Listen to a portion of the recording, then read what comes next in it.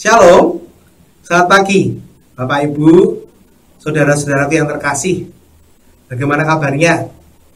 Saya berharap bahwa kita semua dalam kondisi yang baik-baik saja.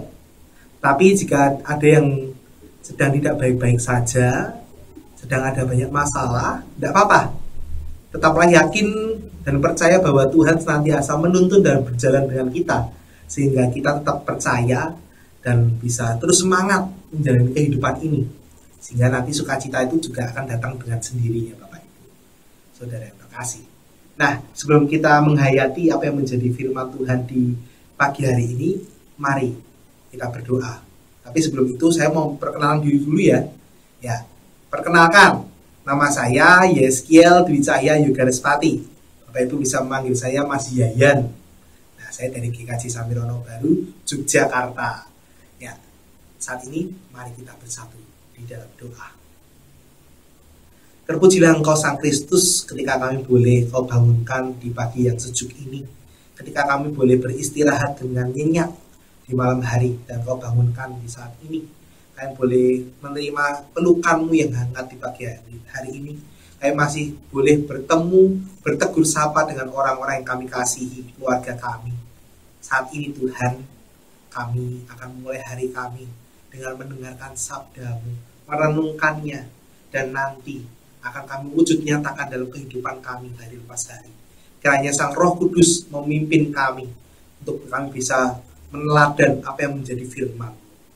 Berbicaralah Tuhan, kami siap untuk mendengarkan. Amin. Bacaan yang akan mendasari perenungan kita di pagi hari ini terambil dari Lukas pasal 20 ayat 46 sampai dengan 47. Lukas pasal 20 ayat 46 sampai dengan 47. Saya mengambil dari perikop yang lebih luas, yakni Lukas 20 ayat 45 sampai 21 ayat yang keempat. Tetapi kita akan lebih menekankan pada dua ayat saja, di ayat 46 dan ayat 47. Ya, demikian firman Tuhan. Waspadalah terhadap ahli-ahli Taurat yang suka berjalan-jalan memakai jubah panjang dan suka menerima penghormatan di pasar, yang suka duduk di tempat terdepan, di rumah ibadat, dan di tempat terhormat dalam perjamuan, yang menelan rumah janda-janda, dan yang mengelabui mata orang dengan doa yang panjang-panjang. Mereka itu pasti akan menerima hukuman yang lebih berat. Tema perenungan kita di hari ini adalah berlatih hidup saleh. Berlatih hidup saleh. Menjadi orang yang memiliki jabatan sepertinya merupakan idam-idaman dari setiap orang. Umumnya begitu. Bahwa kita memiliki jabatan yang tinggi, nama kita dikenal di mana-mana, kita mendapatkan penghormatan dari banyak orang. Sepertinya itu harapan dari semua orang. Nah, kita bisa membayangkan betapa nikmatnya, enaknya, terhormatnya kita ketika kita mendapatkan junjungan dari orang lain, atau kita dihormati, kita diberikan privilege yang tinggi, kita mendapatkan keuntungan dari jabatan kita atau status kita yang tinggi. Nah, tapi Bapak Ibu Saudara yang terkasih, di balik setiap kenyamanan itu, ternyata ada tantangannya. Ternyata ada cobaannya. Tidak semudah itu, Ferguson. Ternyata di balik sebuah kenyamanan itu, ada sebuah hal yang harus kita tekankan untuk kita pelajari bersama. Apa itu? Belajar hidup saleh.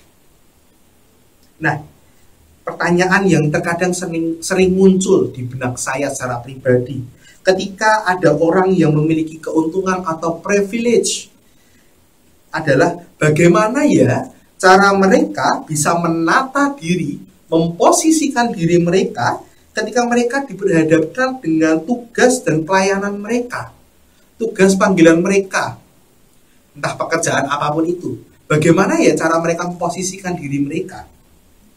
Pertanyaannya di sini, Bapak Ibu. Apakah mereka akan menjadi pribadi yang bermuka dua atau mereka akan menjadi pribadi yang tulus apa adanya, menampakkan keaslian mereka, senantiasa berbuat baik tanpa adanya embel-embel, tanpa adanya sesuatu yang diinginkan di belakangnya.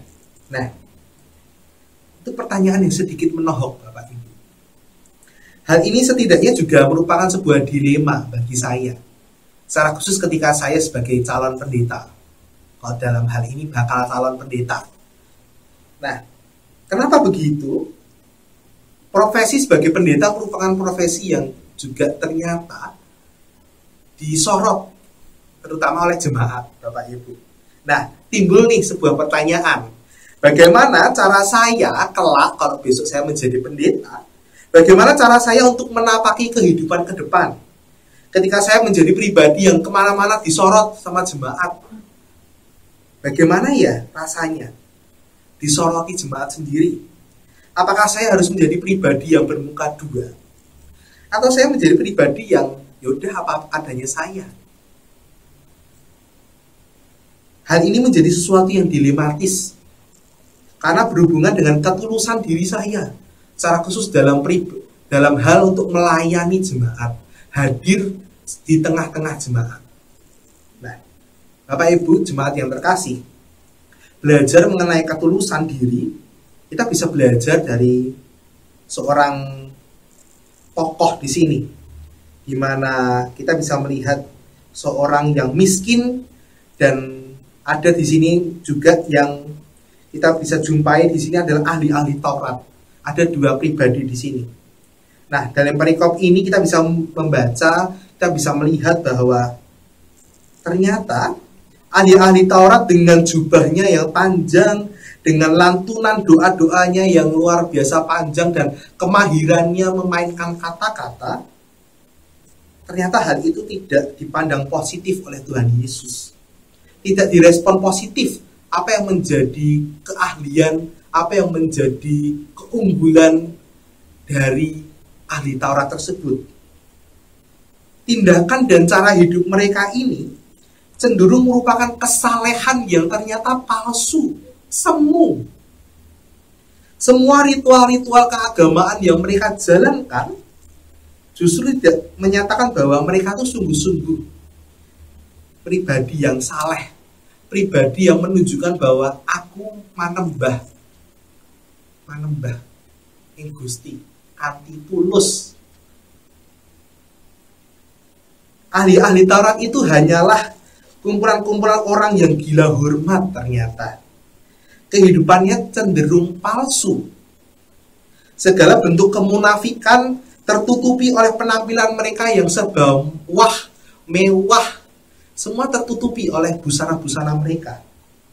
Namun secara tegas, Bapak Ibu jemaat yang terkasih, Tuhan Yesus menasihati para murid supaya mereka waspada, tidak terjebak serta meniru kesalehan yang palsu seperti yang dilakukan oleh ahli Taurat. Kesalehan sejati justru yang ditekankan oleh Tuhan Yesus adalah dari janda miskin. Pribadi yang sudah jelas tidak bergelimang harta, penampilannya seadanya saja, perihal berdoa ya sebisanya, tapi dia justru menjadi pribadi yang ditekankan Tuhan Yesus supaya para murid itu belajar kepada pribadi janda miskin. Nah, dengan keterbatasan dirinya Bapak Ibu, janda miskin ini justru dijadikan contoh baik oleh Tuhan Yesus, teladan yang baik mengenai sebuah ketulusan di dalam mewujudkan hidup yang saleh. Janda miskin dengan hanya mempersembahkan 2 peser saja, dia menyatakan bahwa pribadinya dinyatakan sebagai pribadi yang saleh. Bahkan Tuhan Yesus mengajak supaya mereka belajar dari orang itu, supaya menjadi pribadi yang sederhana, pribadi yang senantiasa menampilkan apa adanya, tanpa ingin diunggulkan oleh orang lain, tapi hidupnya bisa menjadi contoh baik bagi orang lain.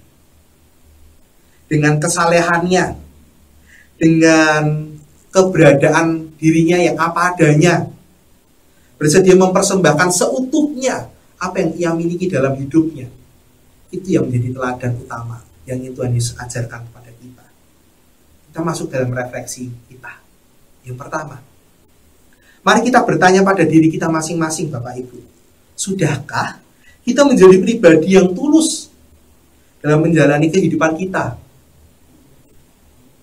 Di dalam keluarga kita, dalam kita bekerja, di dunia pekerjaan kita, di lingkungan di mana kita berada, dengan yang berbeda keyakinan sekaligus. Sudahkah kita menunjukkan kesalehan hidup kita dengan keaslian diri kita, dengan hidup kita yang senantiasa menampilkan pelayanan yang utuh, yang real, yang tulus, yang totalitas dan bermakna bagi sesama kita? Sudahkah kita melakukan itu? Yang kedua, ketika kita belajar bersedia untuk hidup saleh, marilah dengan kerendahan hati kita memohon supaya belas kasih Tuhan senantiasa menuntun dan membimbing kita untuk menjadi pribadi yang senantiasa menjalankan tugas tanggung jawab kita dengan penuh ketulusan sebagai bentuk cinta kita kepada Tuhan. Saat ini mari kita berdoa. Tuhan Yesus, kami bersyukur ketika kami boleh meneladan pada janda miskin yang hanya bisa memberi 2 peser dari apa yang ia miliki. Tetapi dari apa adanya janda miskin itu, dengan ketidakmahirannya dalam melantunkan doa-doa, dengan penampilannya yang sederhana, mengajarkan kepada kami untuk menjadi pribadi yang tidak munafik, mengajarkan kepada kami untuk menjadi pribadi yang mau tulus dalam kami berpelayanan, hidup dimanapun kau tempatkan kami, dalam kami bekerja, dalam kami menjalin relasi dengan keluarga kami, dengan orang-orang di sekitar kami. Ajarkan kami untuk menjadi pribadi yang tulus dan senantiasa mewartakan kabar baik dimanapun kau menempatkan kami. Mampukanlah kami dengan tuntunan Roh Kudus-Mu, buat kami senantiasa mampu menjalankannya hari lepas hari. Tuntun kami Tuhan senantiasa. Dalam nama Allah Bapa, Putra, dan Roh Kudus, kami memohon, kami berserah, kami berpasrah hati. Terima kasih Tuhan. Amin. Ya, terima kasih Bapak Ibu yang sudah mendengarkan dan sudah menggumuli firman di pagi hari ini. Sampai jumpa di Pagi Menyapa GKJ Purworejo. Sampai jumpa, Tuhan Yesus memberkati. Dadah.